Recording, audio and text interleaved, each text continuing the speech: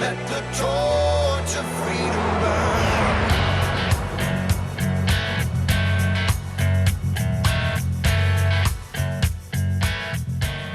Welcome to the intersection of faith and the culture. It's WallBuilders Live. This is the place where we talk about the hot topics of the day, but we always address those issues regardless of what part of the culture they impact. Sometimes it's media, sometimes it's what's going on in the entertainment industry, perhaps in the political realm, could be what's happening in the church, in the pulpit today, and it might be education or something else going on in your community. But whatever the hot topic, whatever the issue of the day, one thing that doesn't change here at WallBuilders Live is we always address those issues from a biblical, historical, and constitutional perspective. We believe if you look at those three things on any issue, you're going to get to the right position on that issue, and you're going to know what it takes to make a culture thrive, not just survive, but thrive. What makes a society great? What makes a society prosperous and free and powerful and all the things that you want your country to be? Well, there's a formula there. If you look into history, you can find the right positions and principles that will produce that kind of prosperity and freedom that we all want to enjoy. So that's why we take that historical perspective. And of course, that constitutional perspective, we live in a constitutional republic. We're governed with a United States Constitution if it's not ignored. And it's our job to know how this system is supposed to work. And then most importantly, that biblical perspective. What does God say about how society ought to work? The Bible addresses every issue that is dealt with in our political realm or any of those other areas I was talking about. Every issue is addressed by the Bible, and so we need that biblical perspective on those things as well. David Barton is America's premier historian, and he is our founder here at WallBuilders. We usually are chatting with him right after my little intro here, but this time we're going to head out to the Pro-Family Legislators Conference. David Barton and Tim Barton host legislators from across the country once a year. And Tim Barton, by the way, national speaker and pastor, he's our president here at WallBuilders, and they bring these legislators in so the legislators can sharpen each other's countenance, exchange ideas, and hear from great speakers. Well, one of the speakers a few months ago at the conference was a guy named Barry Loudermilk. He's a congressman from Georgia who used to be a state senator that used to go to the legislators conference with us. Now he's a congressman, and he's speaking to those legislators. Yesterday, we got the first half of his presentation. We're going to dive in right now and get the second half. Here's Congressman Barry Loudermilk. I remember Desiree telling me that all she could think was, I'm about to know what it's like to die. So she could just see white. Don't know if that were angels or that was airbags suddenly hitting you in the face. But then she thought of our kids. And she said, I heard you saying, Jesus help us, Jesus help us. Jesus said, that's a pretty good idea to pray at this moment. It was just natural reaction. When they pulled us out of the vehicle, which ended up on its side, we knew it was a miracle. We knew it was a miracle. We're laying on the side of the interstate waiting for the ambulance to come take us to the hospital. And she looked at me and she said, there's a purpose for this. And I realized, there's a purpose for everything. Now I've been through this shooting, and now I've been through this, what should be a fatal car accident. What happened is somebody ran in the back of us running 110 miles an hour. Never hit the brakes. Think he was distracted, probably looking to his left to change lanes, and just slammed right in the back of the car. Wow. Now I've got two things that God has put me through in my life that I can use as a testimony.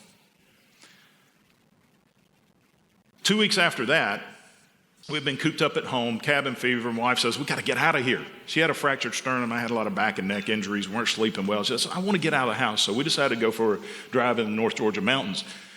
Driving a divided 4 lanes, she hears something hit the back of the car. She said, what was that? I'm like, there's a rock. See, I'm the guy that if she hears footsteps in the middle of the night, I don't care what it is, it's the wind. If it requires me to get out of the bed, it is the wind. She said, wind doesn't sound like footsteps. Well, in this case, it's a unique wind. It's coming down from North Dakota, right? Those winds sound like footsteps. She said, rocks don't hit the back of the car. We found an AR round embedded in the back of our car. When the FBI investigated, they said it had styrations on it that it had been suppressed. It looks from the trajectory, which was a perfect, when they did the dial trajectory test they do, it was a perfect line to the headrest of the driver. Elevation was off. He said it looks like it was someone laying prone on the side of the highway, waiting for you to come by. Now, it's one thing to be part of a group that someone's trying to kill you because of association with that group. Now it's personal. Now they're targeting us. And I'm thinking, Lord, what is going on here? Now I've got 3 instances most people would never experience in their life, at least not in combat. Well, bad things happen in 3, so we're good, right? We're good. Actually, it was about 2 months later. We going to get on an Amtrak train to go to a Republican conference in West Virginia. About halfway there, a garbage truck pulls across the track, and we hit the garbage truck doing about 60 miles an hour. The garbage truck goes flying through the air. She sees it flying through the air. One person comes flying out of it. There was a fatality there, a lot of injuries on the train, partially derailed the train. People won't travel with us anymore. I haven't figured that out. I was sharing this testimony to a group that David brought to Washington, D.C., and I'm sharing this testimony, and afterwards I'm at the Reagan airport to fly back home, and one of the pastors comes up from Georgia. He says, man, that was an incredible testimony. Will you come to my church and give this testimony? It's just amazing how God's hand of protection is upon you. And I said, I would love to exchange cards. He stops, he looks, and he goes, are you on this flight?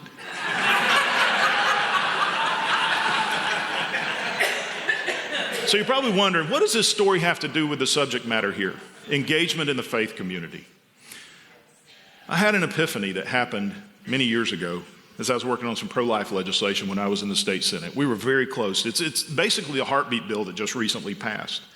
A friend of mine, Ed Setzer, who passed the bill this time. He was working it in the state Senate. Or in the state House. I was working in the state Senate. We were very close to actually getting it out of the Senate and getting a committee hearing in the House. And I was praying that night, Lord, help us get this through. And I started imagining, what would it be like if we were able to pass this bill, or any bill, that would make at least some abortions illegal?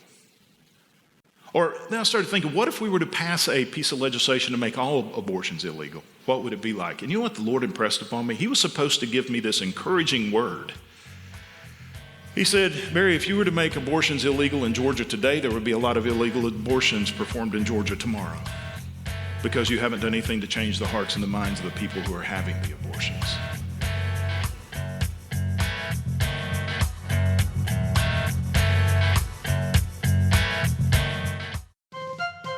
This is David Barton with another moment from America's history. In Exodus 18:21, the Bible not only instructs that we're to choose our own leaders at the local and county and state and federal levels, but it also sets forth the standards for those leaders. For generations, Americans voted with a full awareness of this passage.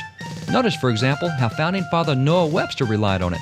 He instructed students, when you become entitled to exercise the right of voting for public officers, let it be impressed on your mind that God commands you to choose for rulers just men who will rule in the fear of God. If our government fails to secure public prosperity and happiness, it must be because the citizens neglect this scripture and elect bad men to make and administer the laws. In the upcoming elections, make sure not only that you vote, but that you vote for leaders who will rule in the fear of God. For more information on God's hand in American history, contact WallBuilders at 1-800-8REBUILD.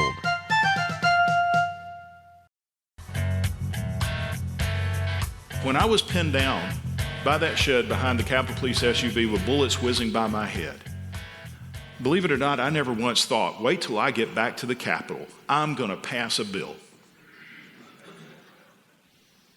You know why I never thought that? Because the guy shooting at me had already violated dozens of federal and state laws. He had no respect for law, so there's no law we could pass that would have changed that situation one bit.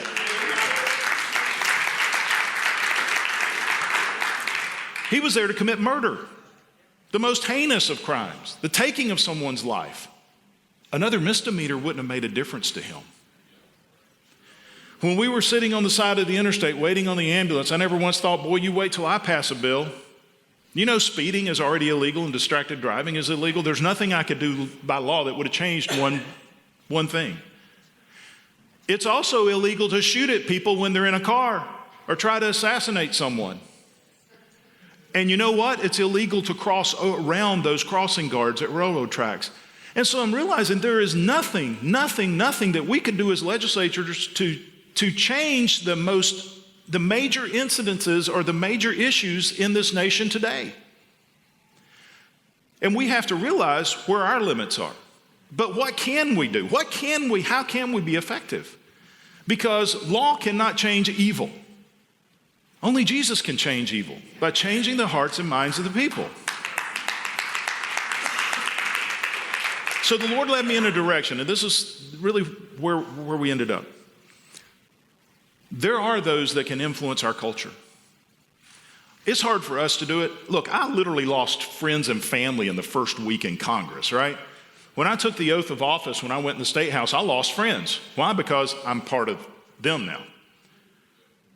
When we talk, we're lying to a lot of people. That's the way they perceive it. You're a politician, therefore I can't trust you. But there are people in our communities that the people trust, and that's the leaders in the faith community. But the problem we have in the faith community is they're so distant from politics. A lot of our pastors don't even understand the basics of what David teaches and Tim teaches on a daily basis, that our nation was founded upon those basic principles of morality and biblical truths, and that freedom comes from God. And government's responsibility is to protect those freedoms. So we needed a way of engaging it. So I had started having these listening lunches is what we call them. And so I started just inviting the pastors in each one of the counties to come. I'll buy your lunch and we'll sit around a table and we'll just talk. And as we were talking, I started telling them about the Bible studies we have in Washington and the church service we have on Wednesday night inside of the Capitol and they're amazed. You mean there's more than just one Christian up there? I'm like, yeah, there's a lot of evangelical Christians. I said, you need to come to Washington, D.C. and see what's going on. I never thought they'd take me up on it, but they did. They went and got a bus, and 40 of them, they went and from pastors from multiple churches came to Washington, D.C. I'm like, okay, we got to figure this out. So I called David. David said, look, you get the facilities, you get the meeting rooms, we'll handle the program. It was life-changing. 40 pastors from my home county came to Washington, D.C., spent 3 days, and left there transformed. One of the pastors told me, he said, I have been in the ministry for 30 years. I've done every conference, church building, everything you could think of, and the 3 days I just spent here with you guys has been more valuable than all that put together. One of the black pastors from one of the black churches in our community was standing in Statuary Hall when David Barton was talking about Lincoln and his fight for abolition, and the biblical stance and the pastors that were involved in that. And I saw him turn around and he said, I've been lied to all my life. Not even realizing the impact the faith community had on the establishment of our nation.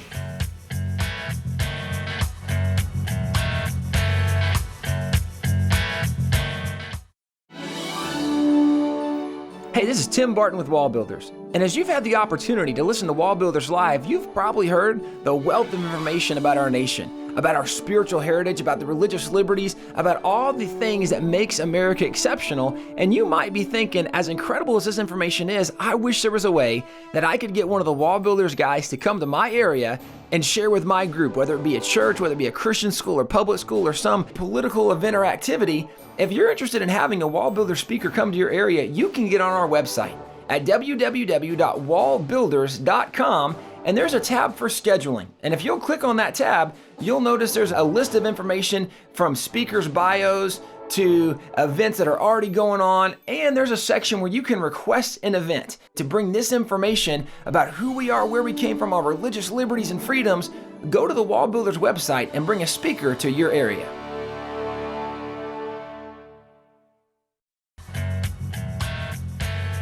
We decided let's do it again, so we brought another group of pastors up. The same response. Now it's starting to reverberate about the community. Now we have business leaders coming to us and say, how can we participate to bring more pastors, because we're seeing a change in the community because of what they're doing and what they're experiencing. So let me just give you an illustration. Now this is the first group we brought up from Bartow County, Georgia. 40 plus pastors and their spouses. They go back, multiple denominations, black, white, Hispanic churches. They're all Methodist, Presbyterian or Pentecostal, Baptist, lots of Baptist churches. In Georgia, there's like 5 Baptist churches for every other denomination. And so even my pastor from Oakland Heights Baptist Church came up. And they got back and said, this is the only way this is going to be life-changing is if we continue this back here. So they started meeting. And they started meeting weekly. What can we do to change this community? So one of them goes to the school superintendent of the county, says, what do you need? So, well, there's a correlation between reading levels and third grade reading and prison population. Believe it or not, there's a direct correlation. The poorer they do at reading in the third grade, the more likely they're going to end up incarcerated. So the churches got together and said, let us help. Because they realized it wasn't just the reading, it had to be something else involved. And usually it's a family situation. So they started getting volunteers from their churches, multiple denominations, and they're going into every school. And they're sitting and working with the teachers on third grade reading, and the results have been phenomenal. They're finding out that there's kids that are having a hard time reading, and they find out they just slept the night in a car. So now they go to one of the shelters that we have in the community, and they work with that shelter to provide them some housing and to help them get back on their feet. Another issue that we're facing is startup homes. We have a lot of manufacturing that is booming again. I went to one of the manufacturers, we did a tour of the plant, and I said, what's your number one issue? I assumed it would be trade and tariffs. They said, number one issue is the lack of starter homes. We have a lot of new employees that want to buy a home, but they're just not available. So what they've done is started this faith community. This same group that we brought to Washington, D.C. has now created a 501c3. They're working with the county government because the developers, there's a lot of property, a lot of land available from the recession. There's still a lot of developments out there, but they're waiting till that price comes up where they can build $250,000 homes instead of, now in Georgia, $250,000 home is a pretty good size home. $140,000 to $150,000 range is where we're lacking. So what they've done is developed a 501c3 working with the Department of Agriculture, U.S. Department of Agriculture, Secretary Sonny Perdue, for grant to help them set this up. They're raising money. They're going to buy property. They're going to develop it and sell it at cost. It's 501c3. Why? Because we got the faith community engaged to actually resolve the problems that the communities are facing instead of just running to government to try to fix all the problems.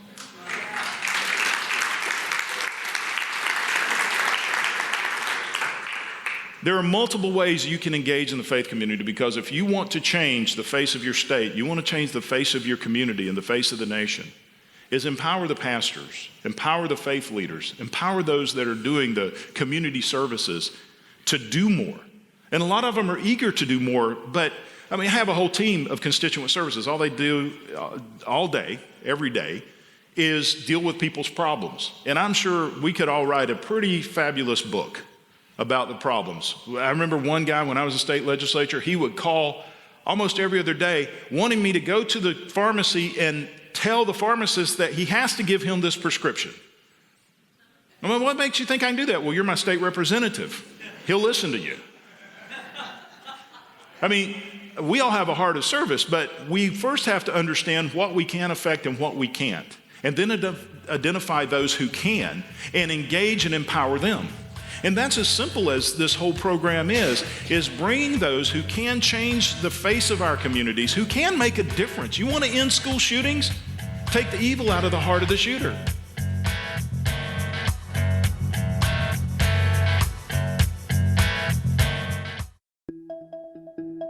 Hey friends, Rick Green here from WallBuilders Live. What do Dennis Prager, Larry Elder, Ben Shapiro, Rick Green, Tim Barton, David Barton, what all these folks have in common other than the fact that they're conservative commentators that defend the Constitution and educate America on the Constitution?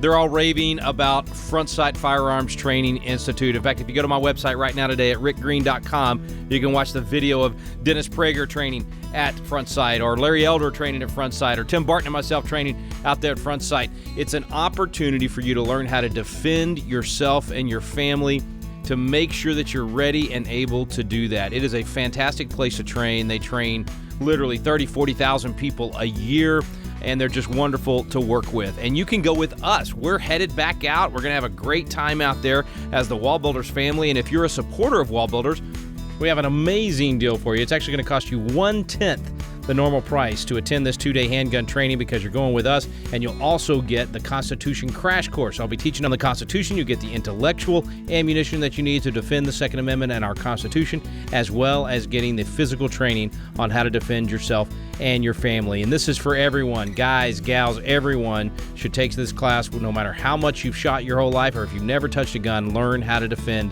your family. We're going to be going several times throughout the year, and we would love to have you be a part of that. Check out rickgreen.com today to find out the dates and all the specifics and get all of your questions answered. Check out rickgreen.com today to join us on this Front Sight trip for both your constitutional and your handgun defense training.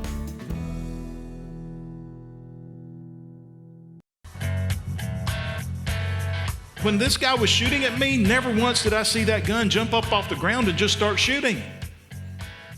There was a man with evil in his heart looking down that barrel, aiming it at me and shooting. That gun didn't create the problem. Let me tell you, the problem that was created is none of us had a way of defending ourselves, because Washington, D.C. prohibits handguns. So if we want to change the community, look, it's all back to supply and demand, right? It's supply and demand. If you remove the supply of evil, then people won't demand so much government to try to end it. But you got to get to their hearts. And each one of you live in a different community. The makeup of your churches are different. And so I don't have a formula of how it's going to work in your community. I have a formula how it is working, and we're always modifying it in Georgia. But the first step is to engage. And we found the engagement is buying meals for pastors is a great way of getting them to come to the table, right? And no agenda.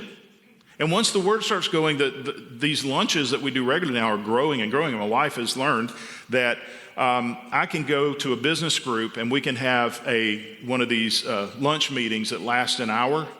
That ain't going to happen with the pastors. It's going to last for 3 hours. And so we know to just budget half of the day. But we both walk out of that room transformed. And you will learn so much about what their ideas, the ideas that they're getting just from their churches, their congregations, and TV of what politics is about. Some of them actually believe that it is illegal for them to even discuss major issues of the day from the pulpit. And the left knows this. That's why they're politicizing everything.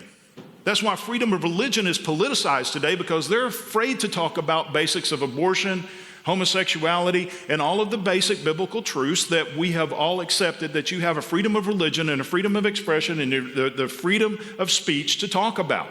But it's been politicized because they want to make it politically incorrect, because they know they can minimize the cultural change agents in this nation by doing it. The only way you're going to change that is to empower them. Thank you all, first of all, for what you do. For the members, the spouses, everybody who is serving, thank you for what you're doing. And thank you for the heart that you have. One of the quotes that has meant the most to me, and I'll leave you with this, is kind of defines what we fight for. And it was John Adams who said, "Our Constitution is for religious and moral people. It is wholly inadequate for the government of any other." Why did he say that? Because they established a form of government different from any others. The Constitution is a limit on government. It limits government power. They wanted a small government that wasn't intrusive in your life. The only way that you can have a small government that exists to protect the rights of others is when you have a moral society that themselves respect other rights. Because when you have a moral society, you're less likely to violate someone else's rights, so you can get by with a small government. What we have to do is return to that basic of true morality in our nation, the principles our founders believed so much in, And you're on the front line fighting that. And I think together we can keep winning if we just hold together and be strong. Thank you guys for what you're doing. God bless you. Our friends, you've been listening to Congressman Barry Loudermilk at the Pro-Family Legislators Conference. It's an opportunity once a year for state reps and state senators from across the nation to come together and share good ideas, to talk about the issues of the day from that biblical perspective. It is definitely a biblical worldview conference, and it is great to see all these legislators from across the nation that have good foundations, and they want to be able to sharpen each other, and they want to hear from great speakers like the one you've heard from today, Congressman Barry Loudermilk, and so many others. It's a great opportunity and a great blessing, and it ends up resulting in good policy. So think about it. If you have legislators coming together talking about the biblical, constitutional, and historical perspective on the issues of the day, they're going to go back, as they've done from this conference, to their states and file legislation or be able to fight bad legislation based on that good, solid biblical worldview. And we have seen it produce great policies all across the nation. You can be a part of that today. If you go to WallBuildersLive.com and click on the Contribute button, not only does that make this program possible, where you hear some of these presentations and you hear from other guests that we have here on the program, get our Foundations of Freedom Thursday programs, our Good News Friday programs. Your contributions make that possible. We are a listener-supported program, which means this doesn't happen without listeners who support. So thank you, all of you across the country that have been donating and making it possible for us to do this. Please continue to do so. And if you haven't done that yet, it's a great way for you to come alongside us. Lock shields with us, be a part of the team, and it's a great way for you to give of your life, your fortune, and your sacred honor to invest in freedom and make sure it's protected for the next generation. Check out that Contribute button there at WallBuildersLive.com today. Thank you so much for listening. You've been listening to WallBuilders Live. We stand undivided forever.